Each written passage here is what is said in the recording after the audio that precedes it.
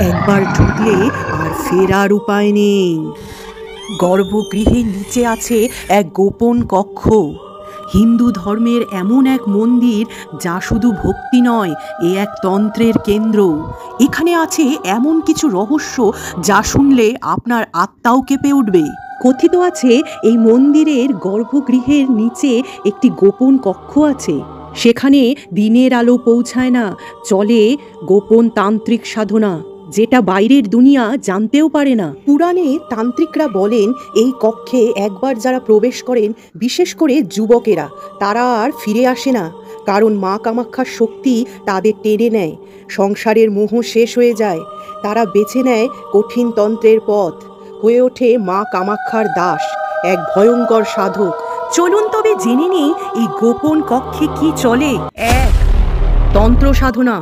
2. মন্ত্র সাধনা। 3. চামুণ্ডার গুহ্যতন্ত্র।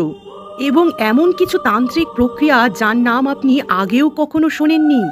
এছাড়াও এখানে বিভিন্ন ধরনের গুপ্ত সাধনা সংঘটিত হয়। মন্ত্র, তন্ত্র, যন্ত্র, স্বপ্ন ও গুপ্ত সাধনা, এগুলোকে যে পায় সে আর ফিরে যেতে পারে না। অনেকেই বলেন কামাখ্যার এই গর্ভগৃহের শক্তির কাছে সমস্ত মনুষ্য শক্তি শেষ হয়ে যায়, শুধু তান্ত্রিকরাই এই শক্তির ধারক হতে পারে। আপনি কি সাহস করবেন এই রহস্যময়ী কক্ষে প্রবেশ করার? আপনার মতামত অবশ্যই কমেন্টে জানান এবং একবার লিখে যান, জয় মা কামাখ্যা।